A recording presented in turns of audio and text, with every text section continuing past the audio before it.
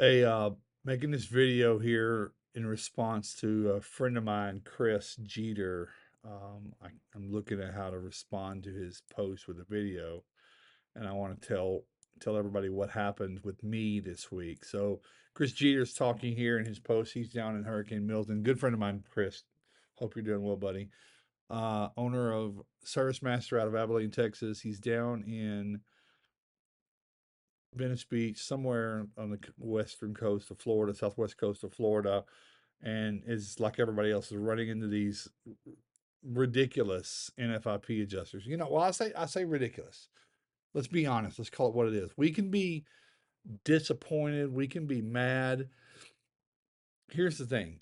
These are areas where you can't get insurance generally, and definitely not affordably. So the government, you and I, you pay into it, but it's subsidized by our taxes. They come in and say, we're going to give you some insurance. It's not great, everyone. It's not going to pay 100% of what needs to happen on a job. But what I'm seeing, and what this post alludes to, is this issue that we are making an issue. What's wrong with my camera? Is it all right? Yeah, I guess it's all right. NFIP doesn't pay for a lot of things. Now, the article, the comments, and what he wrote is true. There are NFIP, and by the way, I met some today. It's an independent from Missouri in Western North Carolina. They report up to Hartford in this case, maybe all cases, and then Hartford is the insurance carrier for subsidizing NFIP. So goes through a couple layers, but there's an independent who has read policies, but they're sometimes wrong. And that's what some of the comments say. They don't cover for in this one article, asbestos testing, PPE, generators. There's a whole slew of things. Here's they're junk, and I'll tell you in a minute how I handle them. They're part of it. But I met with one today, this morning. No, I'm sorry, yesterday morning. Doesn't matter. And it was a father-son team, and the son went off and got on the phone. The father took a look at the client that I'm working with, look at their invoice, not an estimate, invoice for work that was already done. It was in Xactimate. And he said, I don't know if you know this, but there's a bunch of stuff on here we don't pay for. And I said, yeah. And I'd already told him that I was there as a courtesy.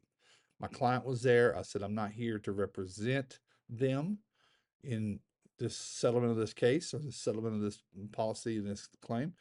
I'm just here to support what we did if you had any questions. He starts listing off what he doesn't pay for and how much that's probably going to reduce it. And I just said, okay, my client's going to pay the difference. You are supplementing. At least he's getting 90% coverage or whatever it comes out to. And the guy looked at me, honest as he could be, and told me, he said, just between you and me. Of course, now it's not between just he and I because I'm telling everybody. He said, here's what I tell people to do. I can't pay for those line items, so take them off. But look at your equipment count and just add extra equipment. Took my glasses off. I said, what? He said, just add more fans, dehumidifiers, stuff like that. And I said, okay. I think what you're asking me to do sounds like insurance fraud. Would you like to put that in writing and send it to me? He said, looked at me for a minute. He goes, no, I'm not saying insurance fraud. I'm just saying. And he thought about it. He knew he was caught. And I said, I think what you meant to say was I could modify the rates of my equipment or other rates to make up for the difference. He said, that's a good idea. I said, so you're telling me, and you'll put this in writing with my customer who will share it with me, that you will pay elevated, far above market, whatever price data that they claim is to be industry standard, which is not. You're telling me you'll pay higher rates for my equipment? He said, no. He said, no. I said, so what are we talking about here? Look, I get a bad rap sometimes that I am uncaring about customers, that I lack empathy for customers. I don't. I have a lot. I do a lot for people, nonprofit, for claim for policyholders or victims of this stuff. But what I won't do is choose to be not profitable. I won't choose to go below the lines of what it costs to make margin. I listen, could I do some stuff cheaper? Could we? Of course. But when does it stop? What you're doing is you're giving back money for something that you did actually do that was part of standard. The customer just needs to realize that you don't have full blown coverage in the normal picture of insurance. What you have is something that's going to supplement. It's better than nothing. I'm glad you have it.